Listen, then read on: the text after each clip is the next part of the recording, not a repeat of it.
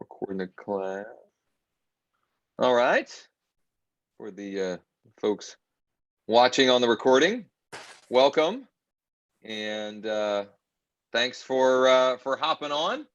Ira had reached out and had a, the idea here to do a little meetup and mastermind with my personal StreetText referrals, something to provide some value for the group here now, but also something that we can record and have for the future for other folks that I might send StreetText way. When Ira had reached out, I actually didn't realize, and I probably was told this before, but I didn't realize that Ira is the assigned success coach for anyone that I send over. And so that was pretty cool to learn that. I want to share in the chat the document that has all of the resources, templates, training, etc., that I've put together and will continue to add to for the StreetText referrals. And so I think there's three main objectives for getting together. Number one, to just maybe go over those bonus resources a little bit, just to kind of make sure everybody knows what's in there and why I've put some of those things in there. Number two, to share some stories and feedback. I know, for example, Greg on here has already put together some transactions with StreetText, and I would say, all things considered, a pretty small window of time. And then, if we don't have Shay on here, but I had shared a case study from another one of my referrals, who's also part of my organization. He had, from a $400 ad spend, has about 36,000 in GCI in the pipeline. That hasn't actually settled yet, but Shay's pretty good. I'd be surprised if that doesn't come to fruition. It was two listing side, one of which is also a buy side, is also buying. So 3 transaction sides, not too shabby. And then hopefully if Bruce joins us, I know Bruce has also had some great results that he may be able to share as well. Am I missing anything, Ira, before we kind of? Yeah, I think it's just, there's so many resources floating around. Sometimes we miss these little windows of resources. So we just thought it was good to pull the content all in, so you're aware of how much you can dive into. Because I mean, the struggle is real. Sometimes you got 100,000 things going on. So sometimes you miss windows of opportunities. So now that we have some wins, like what are some commonalities between those wins that are making people successful, and just mindset? That's really, there's a huge mindset component to this. So no I'm question. excited to gather around that. No question. All right. So for those of you that haven't seen it, this is the resources document. And the reason why I'm using Google Docs for this is it's dynamic. So if we add a script or a template or a training, everybody that has the link will have the updated information. And so you can see that there are a few different videos in here. A couple of things that I want to highlight for sure is the process that I sort of coined of organic onslaught, which is how you can create a campaign in StreetText and then promote that link, because every ad that you create has a permalink, how you can promote that into local groups and generate seller leads for free.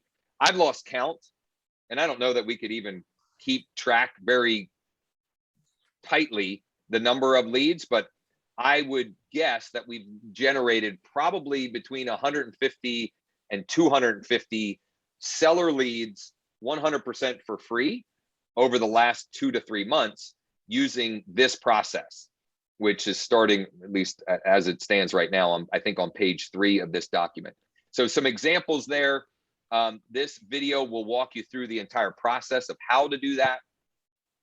And then example sort of text that you can use to mix up the messages that you're sharing into local groups around. I will also make sure that we get, here's this link is to another document just because we were trying to keep things organized for a multimedia follow-up campaign with ringless voicemail, video, email and text messages, and then traditional email and text, and even direct mail. And that one is specifically around the seller leads. Mike, I don't know if Mike is on here, but what will also get added to this is an example smart campaign or follow-up campaign to use with campaigns, the property listing campaign. So when you're promoting a specific listing, we have a simple 3-part follow-up of email, text, and ringless voicemail for those that works really well to get into conversation with people. Again, that would be if you're creating a property, I think it's property listing V1 would be the template in StreetText, which works like gangbusters. And that's part of every listing we take. That is part of our syndication or launch process. Is launching one of those property listing campaigns. And then lastly, we'll get also added here is follow-up campaign for what I call buyer leads on demand. What's the template actually called, Ira, in StreetText? It's the buyer lead ad. Buyer lead ad, okay. And so we'll give you an example of that smart campaign that you can model. That one just has to be adapted to whatever offer you're making, right? So if you're offering homes under X amount in blank area, or there's even now a new construction template, and we've got new construction campaign that we can do with that. The last thing I'll say with these resources is if you have questions or you're not sure or you want some help with any of that, like, I'm all ears. Reach out to me. You can schedule a time with me at josh.schoenly.com on my calendar, and I'm happy to to get with you, or have Mike on my team get with you on how we can help help you win with this, because the platform to me is a no-brainer, but it's got to work for you, and some of that is doing the work yourself, and some of that is putting together good strategy and good automation and so forth. And I apologize. I think the reason why I was having I'm having the issue with my hard drive is this stupid video file keeps trying to airdrop from my phone to my computer here, and I can't figure out how to make it stop. Harry asked, this is a good question, and then I want to go into maybe some case studies. I had brought up to Stephen recently about the targeting at a county level. Harry, I will follow up with Stephen. He thought it was a pretty easy fix. I think I had heard from him last week that he was still working on that, but I'll follow up with that. The traditional targeting is you drop a pin, or you choose a city and it's a 15-mile radius. And I found just through my own testing and playing with the direct Facebook ads manager that you can target, even with a special ad category, a specific county area. And so I know they're working on that, and Harry, I'll follow up on that for sure. Greg, it looks like you're in your car, but I would, and I don't mean to put you on the spot, but I'd love to hear more. You had responded when Ira sent the invitation to this. You had responded that you're not setting the world on fire or not going gangbusters, something along those lines. But it sounds like you've gotten several transactions already, which to me, with kind of the perspective of knowing the fact that you haven't been using the platform for that terribly long, and knowing, how nice, real estate commissions, typically come with a comma or two. I guess not or two, but at least one comma in most cases, sometimes 5 figures. I'd just be curious to know a little bit more about your experience. And maybe, I think it's always valuable for people to hear like how those came about. What type of lead, what type of campaign was it? What was the conversation? How did those come about? Okay. See, I've been a subscriber for, I don't know, 5 months, maybe something like that. Okay. And what we do, I've got a team of about 5 agents, 1 part-time, 4 full-time, and my job is rainmake. So what we do is we send out, when we get the seller lead, we send out a snail mail packet.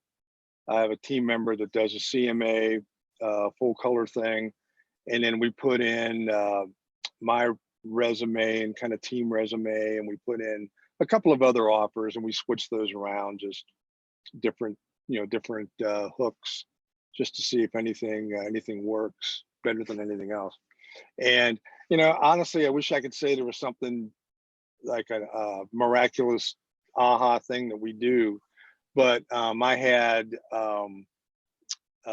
in closed transactions, we've closed 3, 2 listing and 1 spinoff buyer, which just closed last week. The 2 listings were, and I'm in Cincinnati, so it's not crazy, super high prices or anything like that.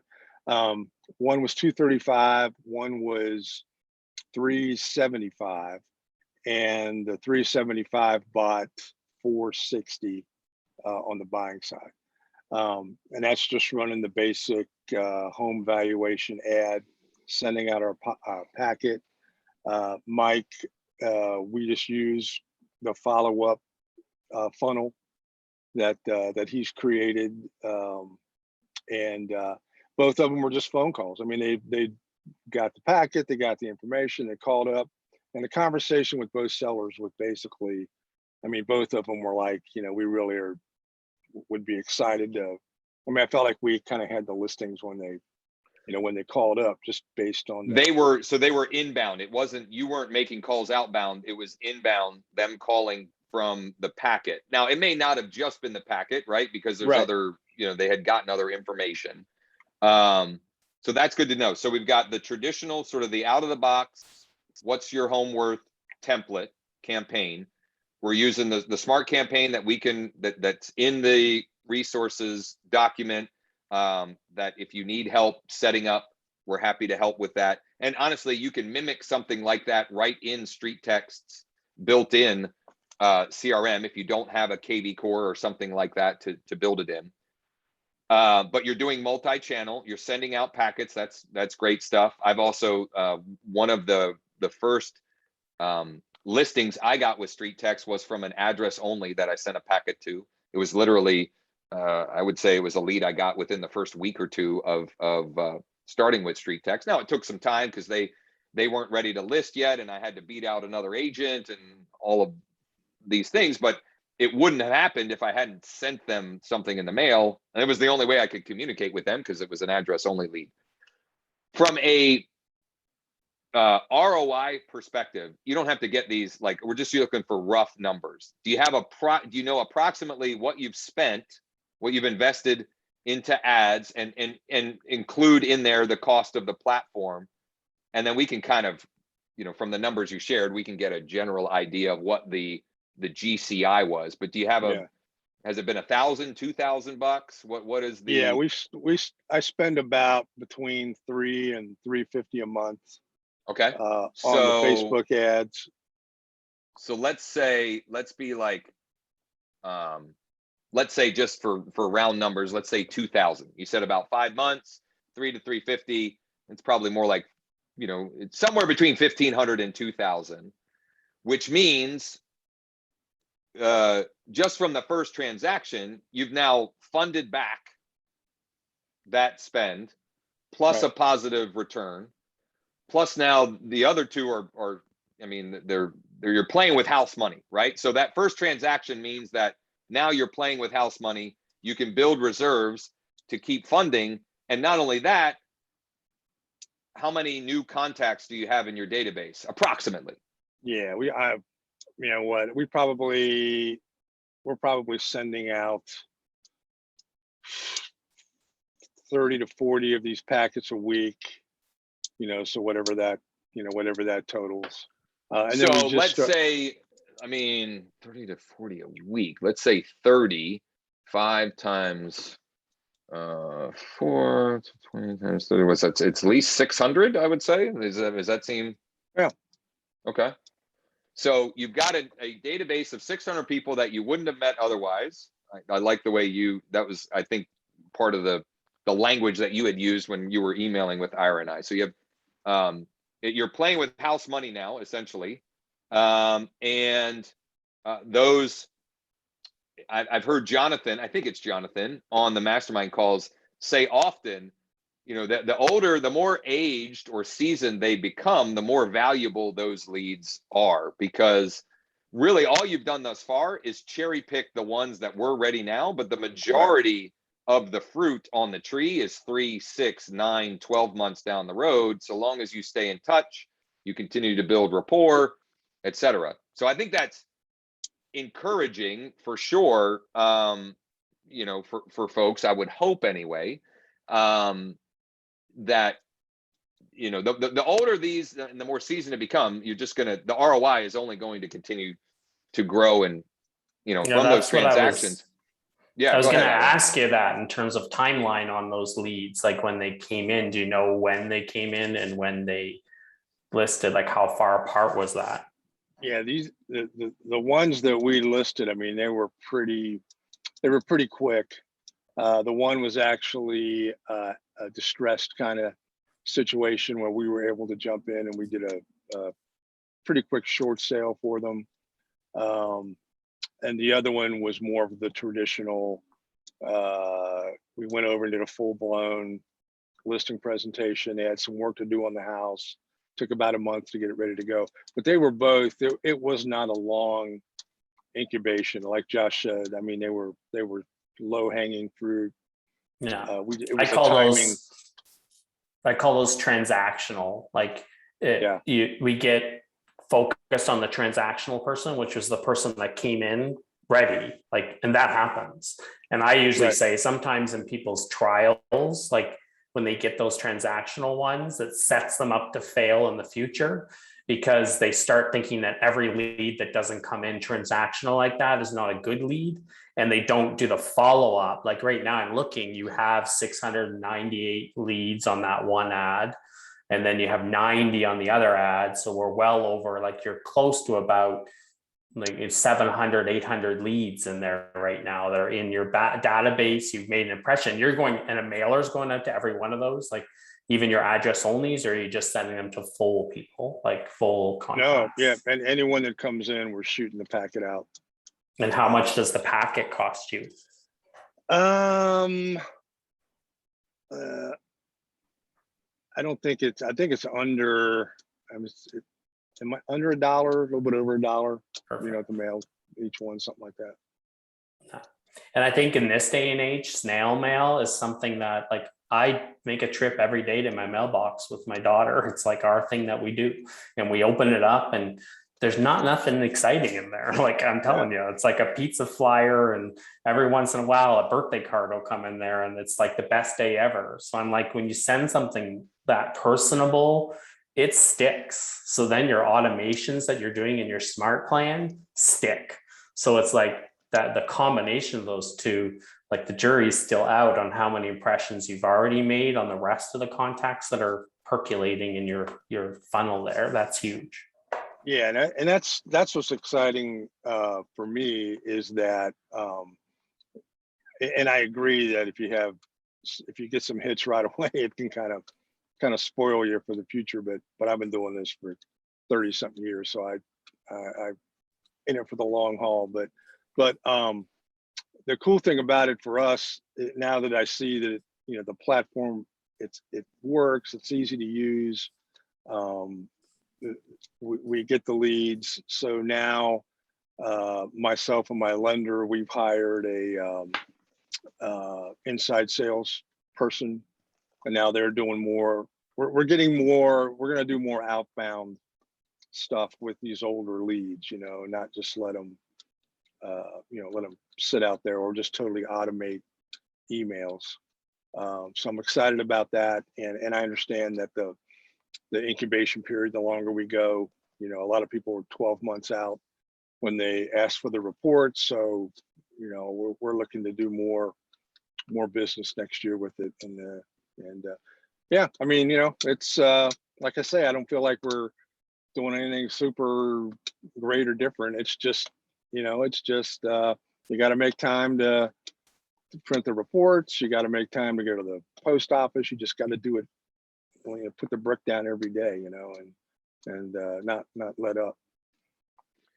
A couple of things that I wanted to highlight in that, having and committing to long term, right? I mean, I think that is when you take the long approach with you know, anything in business, so long as you know that you're implementing good fundamentals and you feel like you're taking the right type of action, when you focus on the process long enough, the results will happen, you know, naturally.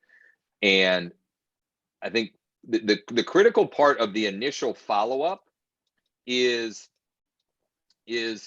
making sure that you don't lose the transactional opportunities, right? So you make sure that you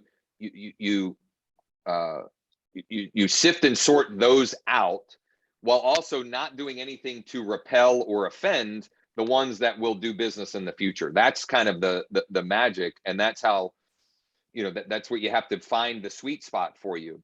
I heard somebody, maybe it was Leon in the StreetText group, mention that most of us assume that we're crossing the line with our follow-up without knowing where the line actually is. So sometimes you have to go too far and find where the line is, to the point where you get some frustrated pushback, to know, okay, that's probably too much. That's probably too aggressive with my follow-up. And then you can simply apologize to the ones that are providing that feedback. You know, justify why you're doing it. I just want to make sure that we're not dropping the ball on anything, that kind of thing. But most of us, I would say, generally speaking, are probably not following up aggressively enough, and you know, and finding where that line is. Greg, one or two last questions. Have you only done the seller campaigns? We just started doing a buyer campaign. That was the 90 leads I think Ira was referencing there. And of those, we have 2 people that are, I mean, they're both in getting their pre-approvals underway, but they're with my lender, and I've spoken with them on the phone. So so yeah, we're just kind of starting the buyer, and the ads I'm running, I'm trying to run them in price ranges that would lead one to believe they also have a house to sell. The 2 people that we've gotten so far both been first time buyers, but yeah. Yeah, and you've only been running that ad since August 25th. And that was something I was going to like bring up as a thought pattern. I think a lot of people recently in our community, their eyes have kind of opened because they've been hearing Janky Patel talk about her like 50 plus transactions. I was in her account right now, and she's in California. It's a high-end market. Ad costs are more expensive, but she's doing the same thing. She's running ads that are like primary bedroom on the main floor, because who's going to be looking for that? Well, someone who's going to be downsizing and selling. And what kind of market is it? It's a scary market.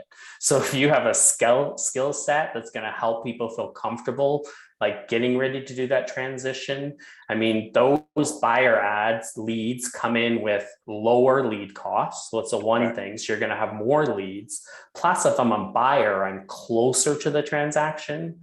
So in terms of like, if you're wanting to position yourself for a quicker ROI on things, buyer lead ads are something to consider, you know. And in a market where I know everyone's always like the sellers are the best, but when they hear Janky is doing 50 plus transactions with ISAs and learning how to do that, it's opened their eyes to those double-ended transactions. That's how she's getting that. So it's something you can consider in terms of, if you're finicky with your lead costs and you're trying to get your lead costs down, consider those buyer lead ads and learning a follow-up technique that's going to work with those. I'll get added. You brought up a couple of things there. So we'll add to the document a bunch of different ideas of how you can run the buyer ads, or what different types of niches that you could run them around. I've heard Marcus, I've not been on live to play devil's advocate with Marcus. I know Marcus likes to throw the biggest, widest net possible when it comes to buyer ads. I have a little bit of a different take and perspective on that, because I believe in most markets, you can niche down your offer. For example, homes with a master on main or a primary residence. I guess are we not supposed to say master, I guess? Certain states. First floor, yeah, first floor, whatever. But, homes with land, recently price reduced properties, homes under X amount, homes over X amount, new construction. There's lots of different ways that you can do that. And I think actually, when you do it that way, you can get the same volume of leads, same low cost per lead, but potentially the thing I like with that is you can craft the follow-up in a way that is more congruent with what they were interested in the first place. Because that offer, the search all blank area homes, they can go and do that everywhere, anywhere. Whereas if you're taking the time to curate a list, and Dick added a couple of other example, golf course communities, homes with pools, right? There's lots of different potential ideas with that. Yeah, what's huge is you're creating conversation that, like, the next step. So if I do something a little bit more specific, someone's like, that's me, that's what I'm looking for. Like, I have a home that's that much, but I don't have a pool, and I want a pool. So now the idea is the list, you don't want it to be so specific that you have no reason to connect with them, because it's really about, now I'm calling you because that list is probably overwhelming and you probably have some specifics. I want to help you further. So that gives you the excuse to reach out. So I agree, the list doesn't have to be massive, because I think you'll get a massive amount of different types of leads in, but you can really get a niche going that could really advocate for you to talk to the types of people you want to talk to in your community. Yeah, well, and some examples of that, let's say if you're new construction, right? Part of your follow-up conversation, whether it be through email, text, or on the phone, is, are you only looking to buy a new home, or would you also be open to looking at homes that have been recently built, let's say within the last 5 years, right? And so that's a great clarifying question to ask.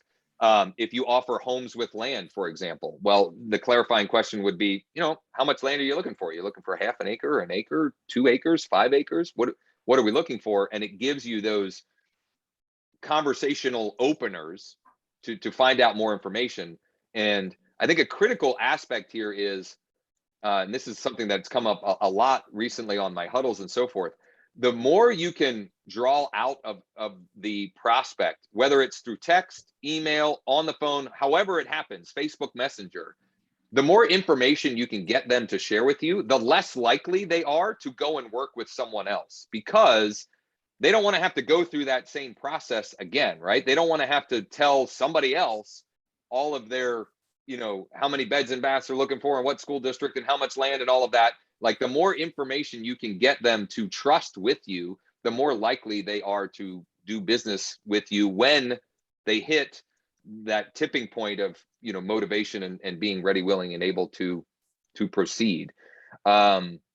Yeah, anyway. I love when Janky did share, I'll share quickly, that she had said that, 9 out of 10 people, when she asked them if they're looking to buy, like, right now, said no. And her response was, or she's trained her ISAs to say, oh, that's okay, no problem. I'm just going to narrow that list down. I'm just going to ask you a couple questions. Like, how many bedrooms? Do you have a land size? And she asked like 1 or 2 more questions. And then she says, great, I'm going to put you on a list for that. I'll send that to you soon. Have a great day. So she's like, just edged her way into the next conversation. And then she can tell when people are clicking on things, what they're looking at, and know that, hey, I need to reach out to this person because they're actually engaged with the list that I've kind of pared down a little bit more for them. I like asking, instead of, are you looking to buy right now, which kind of, depending on the tone and the context, might look like I've got commission breath, right? I'm being salesy, but asking, oh, when are you looking to make a move? Right. And yes, that gives the opportunity for someone that, is motivated now to say whatever, 3 to 6 months, even though they're motivated now. I just like framing it in that way. It's a little bit softer way of getting to the end result, right? And you'll still get some people that'll say right now or yesterday or, you know, as soon as possible. But you'll also get the people that'll give you some more context and you know, always follow up a question or their answer with another question, right? Keep digging to get more information, because that's how you can provide the best service to them. And the service up front might just be sending them a better list, right? Sending them a list that's more catered to what they're looking for. We've got a pretty good crowd here. So what questions or concerns or struggles, what can we kind of mastermind or crowdsource thoughts or answers to for the good of the group here? As you guys are thinking about it, I'll just jump in quickly and show you some screens that, like, I don't know if you know. Can I share, Josh? Am I able Yep, to? hold on. You should be able to now. Just StreetText side of resources that you might not be aware of. So I want to throw those together for you guys. So, like, just a couple things to keep in the know. I'm in Greg's account here. Like, a big thing is, like, find an ad that's working and keep it on and keep your ROI in mind. That's the big mistake I see, is people stopping and starting their ads all the time. So, like, we have a daily ad review class where we jump into that and we'll help you understand that. And it's in the Calendly link. I'll show you in a minute. But I'm here too. Like, if you want to send me messages to peek at things and give you advice on things, like, reach out to me, find an ad that works, keep your foot on the gas pedal. Don't be turned off by fluctuations. That's Facebook. So we can help you kind of with that. If you haven't done our Getting Started course, like, make sure you get this link from me. This course walks you through account basics, like just the basics of getting started, like updating your email signature, adding bomb videos. If you're using us as your CRM, jump in that. StreetText Insider Group, like, some people, I just recently was talking to somebody who's like, I've done an amazing job with this. And then he's like, you're not even in our StreetText Insider Group. And he's like, there's a group? You didn't know there was a group. So make sure you're in the group. When you're in the group, topics is where we kind of try to put things in order. So there's, like, video examples and testimonials in our masterminds. Like, make your way through here. Even in the file section, people have uploaded files on our masterminds. And then the announcement sections, we kind of pin the most pertinent, like, time going things. I know Josh has spent a lot of time here, like our YouTube. We upload everything to YouTube. So, like, if you can't make it to masterminds, put some time aside. We have playlists that are just masterminds. And every week something is shared you can implement on there. So just make your way into our YouTube channel. And then in terms of Calendly links, like, these are the classes we have during the week. Make sure you have the Calendly link, and I'll put all these resources together. I usually send it to you in an email when you start, but just ask me for it again. But these are all the classes that we have. This Facebook Conversion 101 is on 11 on Tuesdays, my time, Pacific Standard Time. The Mastermind every Wednesday. Lots of resources there. And then this is my Calendly link. If you want a little bit more one-on-one attention, I do have this reserved for StreetText members, open every day. And it's kind of like a powwow session. If you just want to jump in it, have me look at some things, get some questions answered, and meet. So all these, like, resources, if you haven't known they're available, they're there. If you want an updated list of them, just send me a message and I'll get them out to you. But there's lots to be had and learned in there. So definitely make sure you have them kind of bookmarked. Ira, can you send me all those links? Yes. Just because of the way my schedule typically works, I am oftentimes not able to get on the masterminds live, but I'm pretty certain I've literally watched all of them from last fall, which is way before I even started with StreetText. And what typically happens is, if I can't be on there live, I watch it Thursday morning or Friday morning during my morning routine, because there's always something that is either a reminder of a best practice that you maybe forgot, or just you got lost in the shuffle, or somebody doing something new and cool that it's a new idea. But the reminders of the good best practices are as valuable as the new exciting shiny thing. Daphne, I'll also get all of the links, like I don't know why I haven't done this sooner, but to the resources doc, we'll add the Calendly schedule. We'll add the YouTube channel, the playlist of masterminds, and the link to the insider group. So for everyone, it's kind of easy access. If we don't have anyone else, one thing I'll kind of wrap with is Shay, who I told his story a little bit, and Bruce, who I know, I believe just recently took a listing. Those three, Shay had taken 2 and Bruce 1. All of those came from the new seller tips ad campaign. And I highlight that for a couple of reasons. Number one, that campaign's working really well. In fact, I had a listing appointment 2 weeks ago now, I think, from that campaign. And it also illustrates the fact that StreetText is continuing to iterate and find other ways and other types of campaigns to help you fill your database and create more opportunities. So that's been pretty cool to see. That's definitely been an evolution even since I started using the platform. I think it was March or April when I signed up, and that has that has changed and evolved a lot in a very little amount of time. So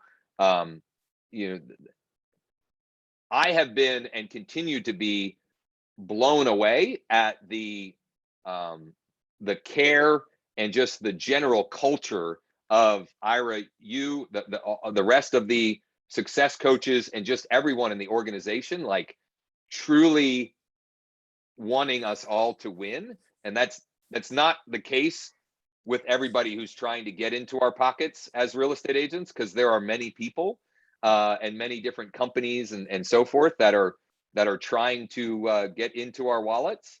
So that as if the platform itself doesn't stand on its own, that the fact that the culture that you guys continue to grow and foster and share with the group, I think is pretty amazing. And the culture you've built amongst the users of being so willing to share best practices and what's working, I think it's really cool. And that's why I wanted to pull people together, because it's just, you just have to keep reminding yourself of the outcome and the reward of this if you stick to it consistently.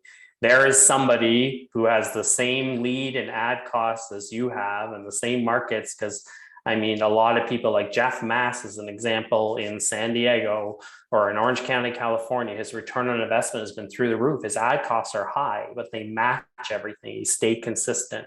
So it's really about just reiterating that the tool works, and we want to see people succeed, but that it's one of our goals as a company is to get as many people over the line as possible. That's why we're always trying to find the pain points for people and coming up with a solution for that. So that's why I reached out to Josh. I said, let's pull everyone together who's using this to remind them of the resources so they can keep plugging in, and just feel free to plug in. If you're feeling a little bit lost, like plug in. We want to help you kind of get over that next line and encourage you. And the Mastermind is a great place to do that every week if you're not already doing it.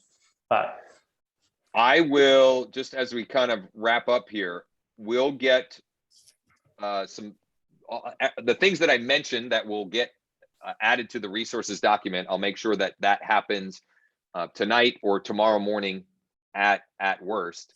I will also mention that Ira mentioned the opportunity to hop on his calendar one-on-one.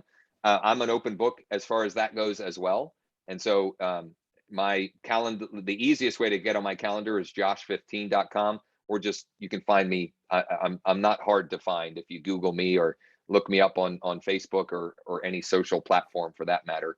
So Ira, thanks for the idea of putting this together. Oh, please do. Yeah, sorry, interrupt there. But does the service have a feature such that one can do a Facebook Live, let's say, on your page, and then take that link and integrate it into the platform here, and I don't know, get it out there in a good fashion? We don't really have a lot of boosting post, like that would be more of a boost post trying to get out in front of more people. Our ads are specifically dedicated to someone clicking and leaving their information in exchange for something of value. It's a value exchange. So it is lead. We do, however, see the need to retarget, to put content together that you can then take the people that have had a connection point with you through a lead ad or a conversion ad, and then retarget and get your face back in front of them, just to get your face known. And it is something we're working on as a platform to make retargeting for you easier. At this point right now, we've done some custom builds, and I think Josh has done some stuff with retargeting, if I'm not correct. But well, I was going to mention for Dick, and actually I'll get this added to that resources doc as well. That's something that I've actually created some training around recently. And Dick, if you email me, I'll send you that document. It's got examples. It's got step-by-step how-to. And I lost my train of thought. I'll get that also added to the resources. And it's kind of framed around how you can retarget the people that are engaging with your StreetText campaigns. Now you can go way beyond that. So I'll show you how to, if you've got a database outside of StreetText that you built with StreetText, I'll show you how you can upload that as a customer list. Now, all of that happens in that training inside the Facebook Ads Manager. It sounds like what Ira mentioned is StreetText is exploring how they might make that easier inside the StreetText platform, because there's a bunch of things I love about StreetText, but that's number one. Like, it is infinitely easier to launch a campaign on StreetText than it is to try and navigate the Facebook Ads Manager. And I'm someone that has a great deal of it. I've literally, spent into the millions of dollars using the Facebook ad platform.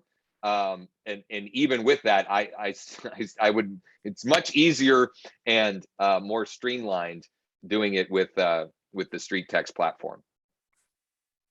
So Dick, email me, I'll send you that, but we'll also get that added to the document for those that are curious. Just understand that it's definitely a more advanced strategy. It's a little bit more technical to be able to implement that, but it's worth it. If you're building an audience, if you're running campaigns on StreetText, for a very small additional budget per day, you can feel like you are everywhere to the people that are engaging with your ads. And it's not just the people that opt in either. It's anybody who clicks on a lead ad, or anyone who clicked over to your landing page but didn't enter information, or entered their address but then left, or whatever. So there's definitely some power in it. And for those interested, we'll probably put together a way that for a fee we can build that out for you as well. We just haven't gotten that far as of yet. Great question, Dick. Thank you for that. Anybody else have any questions, comments, thoughts, or ideas? All right. Well, I got to head to a settlement. It's a good day. Yeah.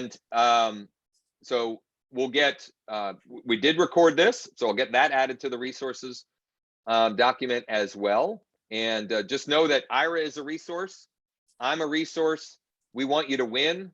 We want to help you build and grow and be able to predictably scale your business. And we're happy to help any way that we can. For sure. Thanks, everybody. Greg, thanks for sharing. And thanks for the questions. Appreciate y'all. And hopefully we'll chat soon. Awesome day, everybody.